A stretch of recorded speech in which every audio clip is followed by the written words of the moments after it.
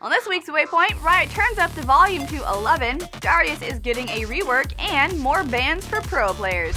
What's up guys, and welcome to Waypoint, your weekly League of Legends recap for June 4th, 2014. I'm your host, Lindsay Geektron. Riot are feeling a bit metal this week with the Pentakill Skins splashes all getting an update, as can be seen in this hardcore picture. In-game, Pentakill Mordekaiser, Sona, and Karthus are all getting a little love, and a new Pentakill Summoner icon will be awarded for playing a game with one of the skins. If you don't have any of the Pentakill skins, but still think you are metal enough for the icon, you can pick it up for 250 RP, or for this week only 1500 IP. Splash art and skins and icons are cool and all, but why are Riot doing this now?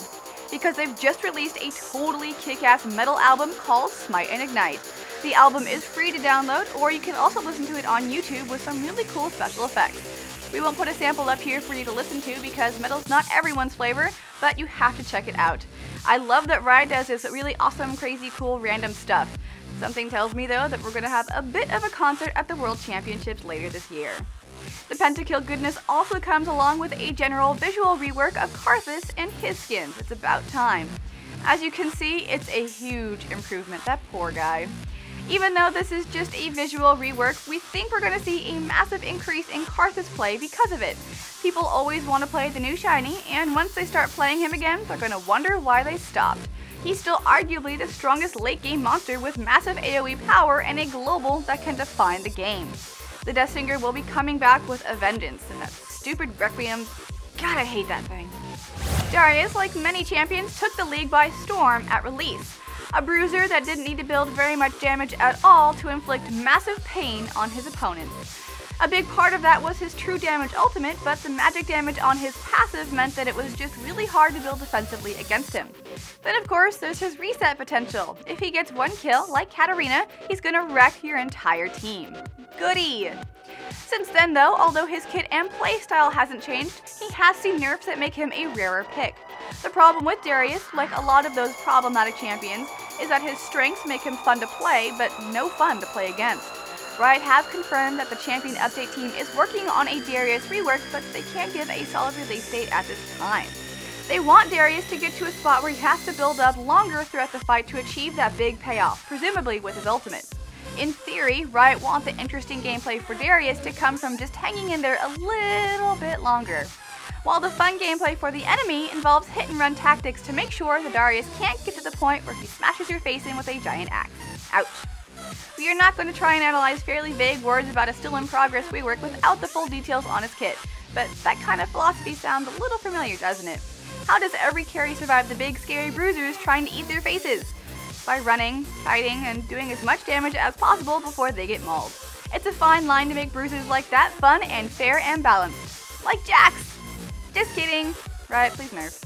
Riot's latest featured gameplay mode is One for All Mirror Mode. This time, it's 10 champions all the same, duking it out on the Howling Abyss. LOL. This news dropped right after we recorded our previous episode, so I won't go into it too much for you guys. Hopefully though, you've been having fun as it's only staying live for a few more days, scheduled to end on June 8th. Be on the lookout for a few bonus days though, as it wouldn't be the first time Riot's done that for a popular game mode. What's been your favorite champion to play on this mode? Let us know in the comments down below. Personally, mine was Jinx. So many rockets. Such death. Wow.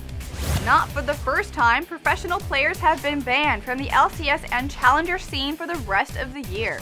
This time, it's Nuke Duck and Mithy of the challenge team Ninjas in Pajamas, where they played with ex-Gambit mid laner Alex Ich.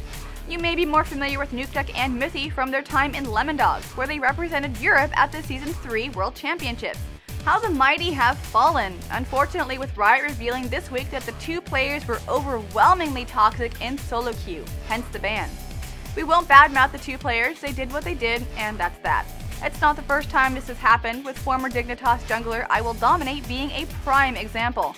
After a year-long ban, he reformed, got back on the horse, and is currently playing for Curse. These are young people, and taking out your frustration in solo queue doesn't make you a bad person. However, this tweet from Alliance's Tabs and a former teammate of the two players is interesting. Tabs said that this is why we need adults that can manage these kinds of young players thoroughly so this kind of talent doesn't go to waste. These are young professional players and they need support around them. A lot of pro players leave home for the first time and move straight into a gaming house. So those are really unusual circumstances for sure. But on the other hand, if you want to be a pro player, you've got to have some kind of common sense and responsibility, don't you? Like we said, this isn't the first time this has happened, and if you get into the LCS, you're actually employed by Riot. It's a big deal. Good luck Nuke Duck and Mythy with moving forward. Hopefully we'll see you again and under better circumstances. Now this next bit's not going to be much of a topic, but holy crap, River Spirit Nami looks amazing. The splash art just blew me away. She looks so cool. The in-game model matches the splash art really well too. How do you guys feel about it? Let us know in the comments down below. If you haven't picked her up yet, she's the usual 975 RP. Right, at this point, just take our dollars. You know what League of Legends lacks? Explosions. Okay, well, you know, other than Ziggs and Rumble and half of our AD carries, okay, fine, we sort of have explosions. But what we don't have are massive explosions inflicted by over 220 armored vehicles from America, Germany, France, and the Soviet Union.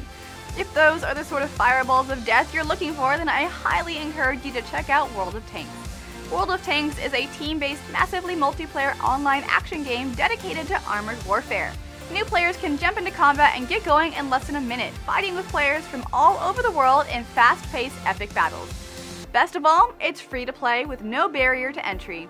There's absolutely no risk in trying World of Tanks, so head on over to gboffer.com/tanks and check it out today. Following that link and checking out the game is also just a great way to support us and help us to continue to make shows like Waypoint.